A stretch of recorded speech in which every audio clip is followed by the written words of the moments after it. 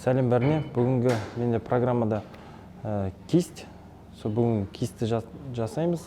Және ғана мен разминка жасап алдым. Иықтарымды қыздырып, кистің бәрін қыздырып, енді бірінші жаттығуды бастайық.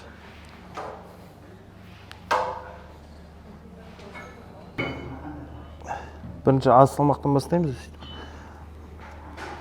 Кистті астына түсіре беруге болады басында разминкада. Одан кейін каждый подход сайын салмақ көбейтіп отыру керек. Енді сол қол.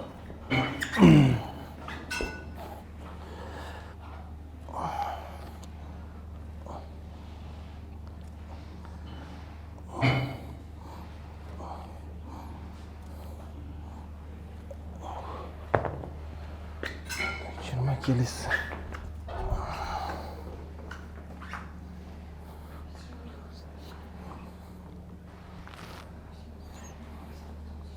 Так, 30 килограмм алып.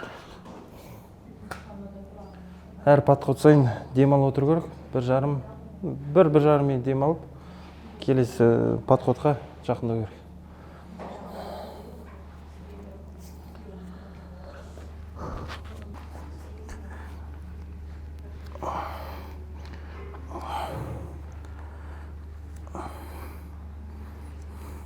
Жұмыс жасайтын салмаққа жеткен соң кисть дүзі болу керек. Дүзі кистті үстіге артып барамыз. Сол.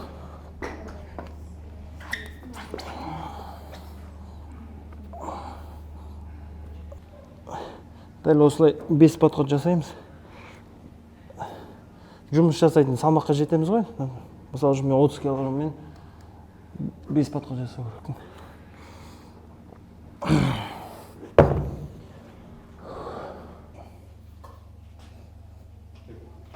Келесі жаттығу пронатор. Верховектардікі негізі үстіне дұрыс.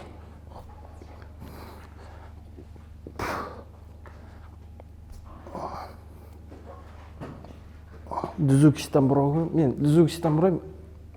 Әр адам әрқылы жасайды негізі.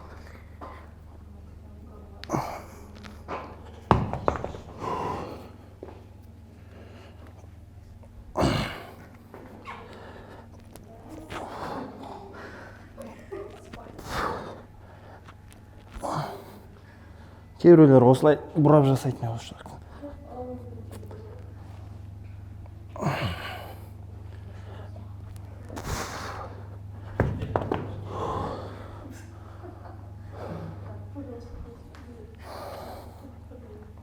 Тағы да 1,5 минут демаламыз, сосын екінші подход қосамыз салмақтағы 30 килограмм қояйық.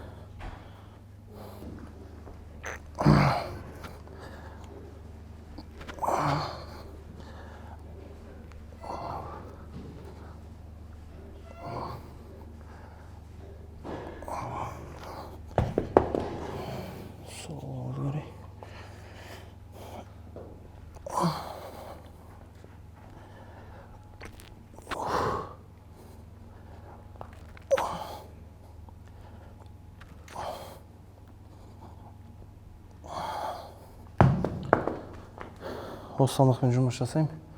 Енді 4 подход жасаймын осы салмақпен. В общем, 5.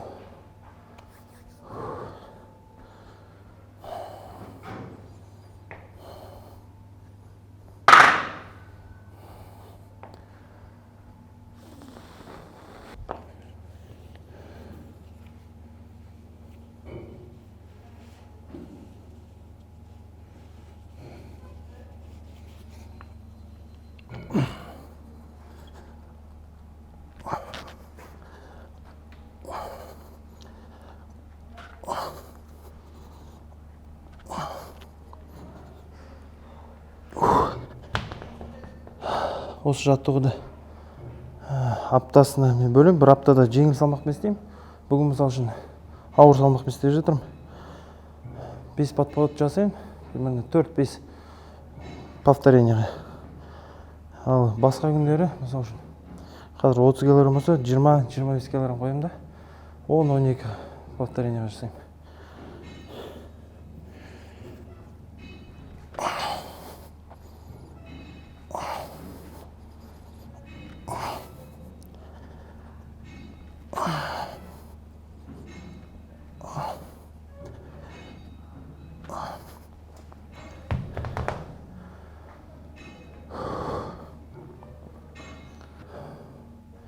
Келесі жаттығуымыз бір қолмен штангымен жасаймыз кистқа. Мен дайындап қойдым. Қазір бастайық. Білекті тізеге қоямыз, қозғалмайтындайын. Кист шығарамыз біраз. Енді осылай. Білекті бұлай көтермеу керек. Осылай бұрай береміз. Бірінші разминочный, ақнап салмақ қоса береміз ғой.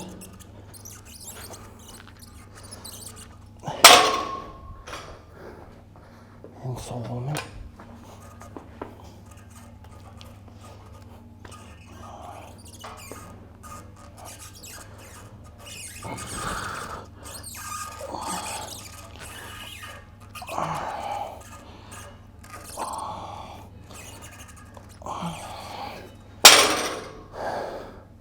Тағы салмақ қосу керек.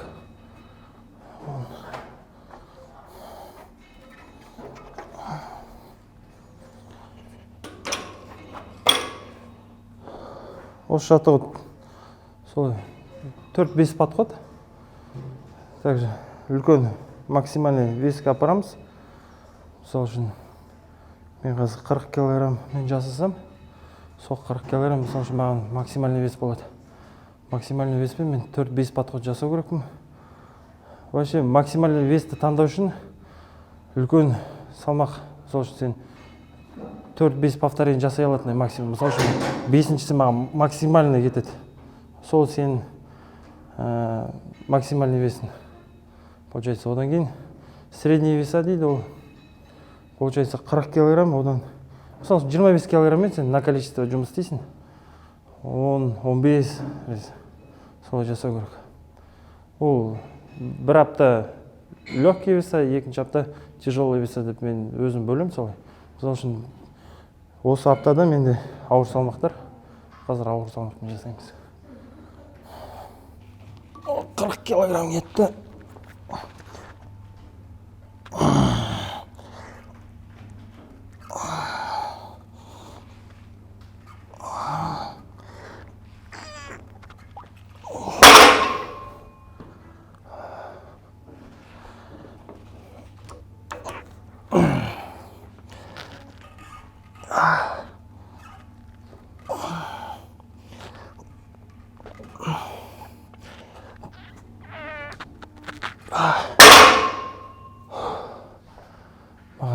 Маған инстаграм желісіне әрқашан жазады адамдар.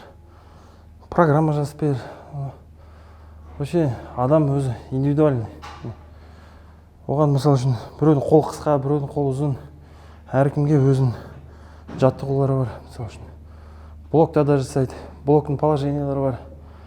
Ол өте қиын, потому что маған жазады. Жазып берші деп. Мен оған айтамын, мен жаза алмаймын, потому что мен қазір бір упражнение беремін, мысалы үшін крюковиктікін. Может, ол верховик шығар. Соның моменттері бар өзінің. Сондықтан, мысалы үшін мен өзінің анатомометриям бар өзінің. И мен өзінің жаттығуларым бар, соны көрсетемін. Бұл нақты осыны істеп, күшіңіз көбейіп кетеді, бірдеңе айта алмаймын мен, бірақ мен жаттығуларым и осыны істеп мен осындай нәтижелер көрсетіп жатырмын.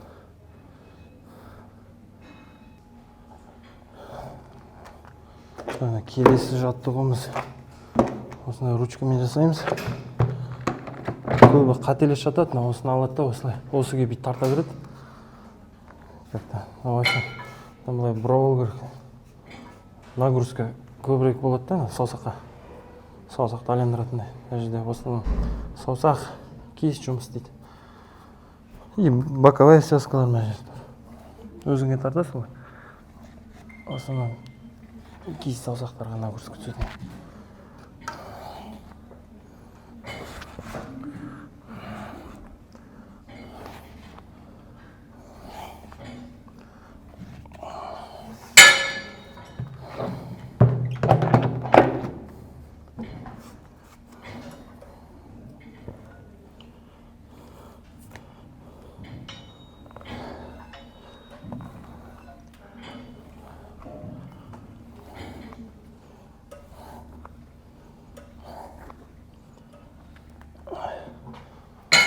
біздің аяқ упражнение. Блокты негізі мен аяғымда жасағанды ұнатам.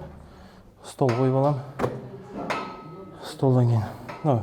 Кәдімгі қол күрес жатқандай болады. Киіс жұмыс істейтін, боковая связка, иықтардың бәрі, арқа бәрі жұмыс істейді бірге. Сондықтан ұнатам осы упражнение. Ең аяғына қалтырамын, өйткені осы бұлшықеттердің бәрі жұмыс істейді.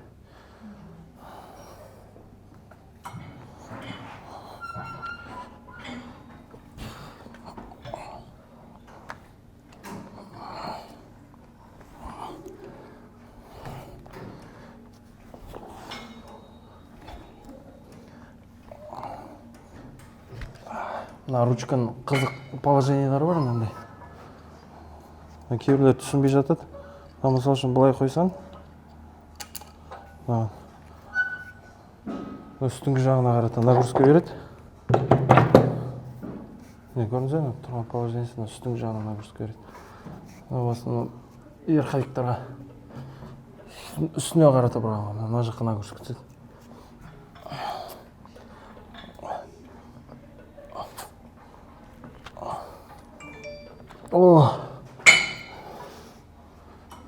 Лучше көрсетсе, мынау астына қара қалды. Мысалы үшін мен оң қол крюкқа жақсы.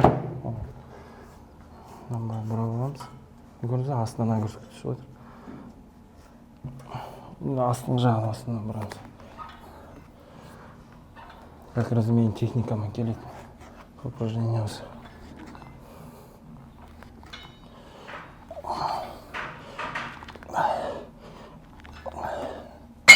Мына жерде міне супинатор жаңа бұрадым, астыға басқан кезде супинатор жұмыс істейді. Жаңа бұраған кезде басым лучевая біраз. Верхна отведение бар ғой, осылар жұмыс істейді жақсы.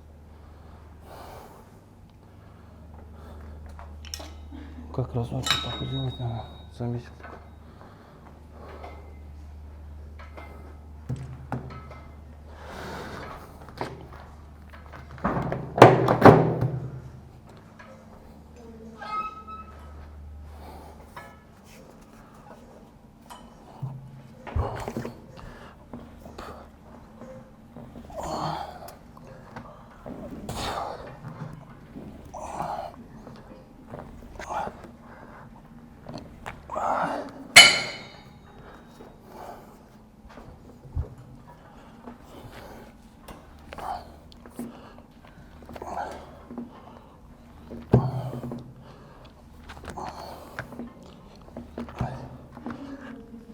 Мен оқырмандарыма айтатыным, әр жаттығулар жасайсыздар ғой, сол кезде.